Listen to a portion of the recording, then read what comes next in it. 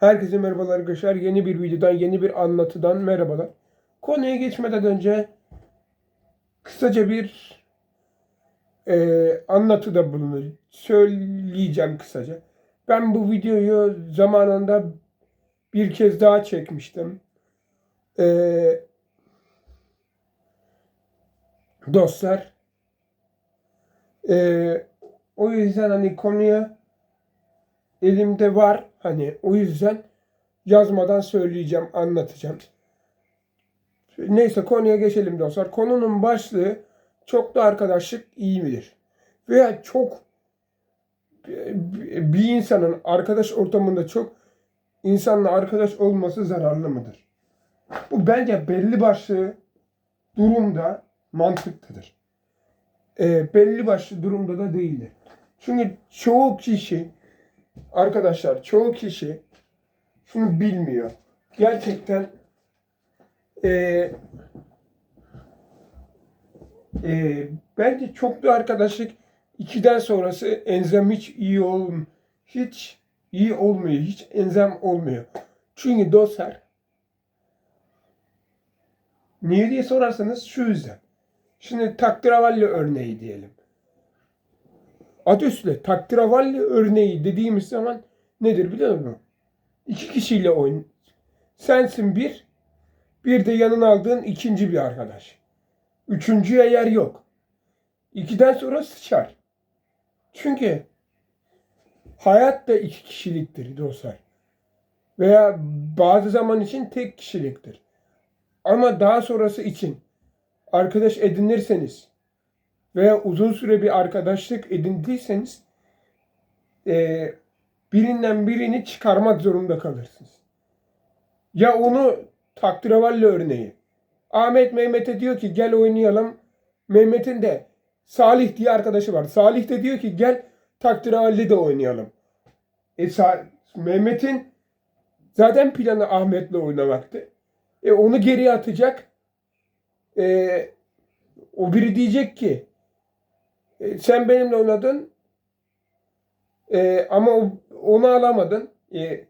Sonuçta hayat 2 kişiliktir. Kimse tek eşli değildir dostlar. Allah da bunu söylüyor zaten her zaman. Kimse tek eşli olamaz. Herkesin bir şeyi vardır, kopyası vardır. Konuşma tarzı olarak. Ne bileyim, hareket olarak veya ne bileyim, tip olarak, fikir olarak. Zaten öyle olmasaydı emin olun ki şey olmazdı dostlar. Bu kadar hani milyarlarca insan varken eee sıkıntı çıkmazdı. Fikirler bazen eşleşmiyor olabiliyor. Bu konu mesela sallıyorum ben kendi üzerimden örnek veriyorum. Arabayla konuşuyorum. Adam arabadan anlamıyor diyor ki sen bilgisayardan da iyi anlıyorsun. Gel bilgisayar konuşalım. Abi ben o konudan caymak istemiyorum. Çıkmak istemiyorum. Nasıl olacak abi? Üçüncü bir kişi getiriyorum. O da diyor ki onunla o bir arkadaş diyor ki mesela Ahmet diyelim. Ahmet diyor ki bana sen benimle konuşmuyorsun. O birine de Samet diyelim. Samet de diyor ki sen benimle çok iyi konuşuyorsun. O biriyle hiç konuşma. Bu aslında dostlar şunu getirir genel durumda. Hani arkadaşlar birbirini ayırabiliyor aslında genel şartlarda. Niye diye sorarsanız şu yüzden. Şimdi bir zaman sonra sen alışıyorsun o adama. Hep aynı konuları da konuşmuyorsun. O da kendini geliştiriyor. Sen de kendini geliştiriyorsun. Bu sefer arkadaşlık dediğin zaman iş değişiyor. E, Muhabbet başka yöne de kayabiliyor mesela. Aşk muhabbeti. Bu çoğunlukla şey de olabiliyor dostlar. Arkadaş ortamında ben şey Meliha'yı aldım, sen Zeliha'yı aldın. Aradaki fark ne? Kapıştırıyorlar. Abi bu şekilde mesela aşk ilişkisinde bile sıçış yaşanıyor. Çünkü adam fark ediyor ki Meliha'da olan Zeliha'da yok, Zeliha'da olan Meliha'da yok. Bu sefer ne oluyor? Otomatikman sıçış. Ne o arkadaşla konuşuyor ne de çok fazla sevgilisiyle veya aşık olduğu kişiyle konuşuyor. Bu da demek oluyor ki muhabbetten istifade madde basit ve kolay. Sen kimsin, o kim, o biri kim? Herkesin ben şunu da anlamıyorum mesela dostlar. Niye bir insanla evlendikten sonra o insanın karakterini değiştirmeye çalışırsın? Bir insanın karakteri oturmuşsa o karakteri değiştiremezsin. Hani bunu bence en büyük hata bu şekilde. Karakterini değiştirmesini beklemekle hayat geçmez. Veya karakteri değiştirmeye çalışmakla da hayat geçmez. Karakter kendi kendine hayat bilgisiyle gelişir. Geri zekalı bir insanın hayat bilgisi ne olabilir ki? Ne bekliyor olabilirsin sen o adamdan? Yani mal ve geri zekalı bir adam o adam. Sen ne beklersin? Anlaşamazsın o adamla. Hani yani ne gerek var mesela çoklu arkadaşlık olmaya? İkiden sonra zaten bitiyor. Bir tane adamla iyi arkadaşlık et, o biriyle ortalama. Yine iyi. Ya da ikisiyle buluşmayacağım bir arada. Biriyle başka bir zaman, başka bir saatte konuşacaksın. Sallıyorum 2'de konuştun, o biriyle de 3'te konuş veya 4'te konuş. Çünkü iyi anlaşamazsın o biriyle. Ne onunla ne o biriyle iyi anlaşamazsın. Kız arkadaşlar, kız arkadaş olanlar da vardır. Bunu anlar. 2 tane kız arkadaşı varsa kıskanır kızlar zaten. Hani aşk muhabbeti gibidir bu. Şimdi sallıyorum ee, Esma'yla Esma'yla diyelim Halime. Sen ikisini yan yana birine de aşkım, o birine de aşkım dersen sıçtın. Hani yan yanayken dediğinde kıskanır ve seni yerler ikisi. Ayrı ayrı diyeceksin. Bu da ayrılmanı sağlar. İlişkide her arkadaşlık ilişkisinde hani bunu normalde aşık olmayanlar da birbirine söylüyor. Hani arkadaşken de söylüyorlar. Bu örnekten yola çıkarak söylüyorum. Ve bu şekilde daha büyük bir işlevden kaçış yaparsın.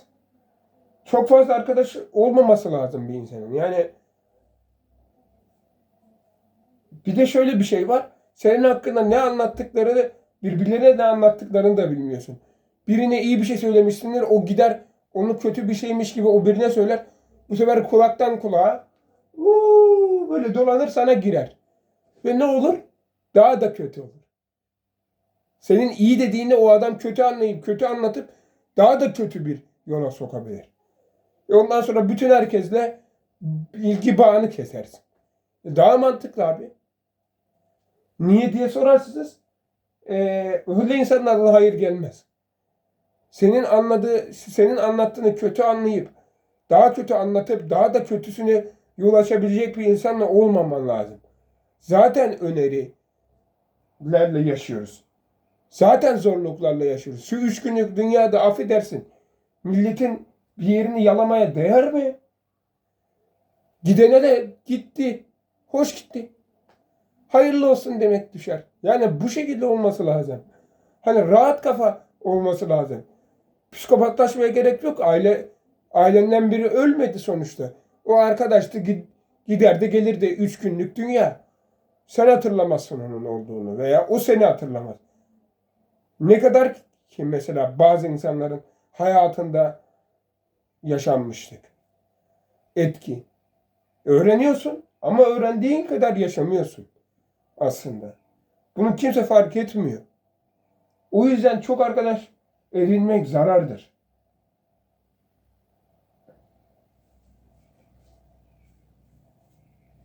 Çoklu arkadaşlık hiçtir dostlar. Hiç arkadaşlıktır. Az arkadaşın olsun, öz arkadaşın olsun. Bir de iyi anlaşabildiğin, sürekli bir şeylerden hava atmayan, böyle ne bileyim sürekli bir şeyi göze sokmayan, hayallerini sürekli anlatmayan bir insan. Bir kere anlatacak veya iki kere anlatacak, ondan sonra bitirecek. Her gün gelip bir hayalini anlatıyorsa sanırım o da seni çağırıyor demektir. Bu hayale sen de gel katıl. Ve sen gelip katılmadığın zaman diyorsa ki sen nasıl bir kafadasın? Olmaz abi. O insandan da uzaklaş. Değmez. Çünkü o insan zaten sana zarar verebilir. Gel mesela karılarla kızlarla para yiyelim diyecek. Sen ne diyeceksin? Ben hayır. Bana ters. O da diyecek ki sana ne ters ne düz geliyor ki bu da ters gelsin. Ya böyle diyenler de var abi. Sonuçta hayat görüşü, hayat anlayışı. Gerçekten bu şekilde olduğundansa olmaması daha iyidir dostlar. Bazen hiç arkadaşınız olmaması daha iyidir. Çünkü arkanızdan konuşup sizi kötüleyebilir. Ve başka insanlara da kötü anlatabilir. Siz ne kadar iyi davransanız bile bir kötü davranışınız o insanın gözünde çok büyür ve sizi şeytanlaştırır. Onun gözünde. Veya başkalarına şeytanmışsınız gibi anlatır. Bu zaten gerçektir. İnsanlar hiçbir zaman sadık olmadılar. Sadıklık istiyorsan gidersin köpek alırsın. Aynı o mantıktır. Bazen anneye de babaya da güvenmemek lazımdır. Bu da bir gerçektir. Onlar da bir insandır. Ama en büyük güveneceğimiz kişiler annemiz ve babamız. Sağdan soldan bulduğumuz arkadaşlar değildir. Hani bu da bir gerçektir. Güvenip de ortada kalmayın. Sonradan sıkıntı yaşarsınız. Hani bu gerçektir. Ne derler? Şöyle derler dostlar. Hayatta yaşamayanın derdini yaşayan anlamaz. Çünkü o adam o derdi yaşamamış. Ve yaşayanın derdini de o derdi yaşayan adamın derdini de anlamıyor. Mal değil çünkü yaşamamış. Yaşasa anlar. Yaşamadığı için anlamıyor. Hani o mesela zamanı geçince her zaman bir bitme ihtimali vardır ya. O zamanı geçince anlayıp ayrılabilirsin. Ama bu zaman da mesela hiç iyi arkadaş yok mesela. Niye? Herkes birbirinden menfaat için bağlıdır. Menfaat için bağlı olduğu için de iyi bir şekilde gitmiyor hiçbir arkadaş genelde. Bir sorun ne kadar iyi gidiyor olabilir birisiyle başka birisinin arkadaşlığı? Ne kadar iyi gidiyor olabilir? Ya her zaman kavga ediyorlar ya da her zaman düşman olup millete dostluk gösteriyorlar. Bir sorun ne kadar şey olabilir? Ne kadar iyi olabilir? Sorun abi. Sormadan bilemezsiniz ki. Sormadan kim bilebilir? Einstein bile sorarak öğrenmiş bazı şeyleri. Kendi kendine araştırmak için. Yani arkadaşlar velhasıl kelam bazı şeyler tadında güzel. Tadını abartıp hep yersen veya hep düşünürsen biter. O hayat olmaktan çıkar. O arkadaşlık ne bileyim o sevgililik olmaktan çıkar. Ve senin bir nevi hayatına bedel olabilir. Budur. Çoklu arkadaşlık da bozar. Hiç anlaşamadığınız bir arkadaşınızla olmanız da sizi bozar. Bu şekilde olmaması lazım. Hem de onu da bozar. Kötü. Amaç kötüdür dostlar. Hani bazı insanlar kötülüğü anlamaz. Sen kötüsün der ama sen iyisindir aslında. Daha kötüsüne gider, daha kötü şey görür. Hani sana göre kötü olan ona göre kötü olmuyor. Veya ona göre kötü olan sana göre kötü olmuyor. Böyledir dostlar. Hayat Bu şekildedir. 3 günlük dünya sonuçta yaşadığımız kadar bilmiyoruz ki. Öyle söyleyeyim. Yaşadığımız kadar bilmiyoruz.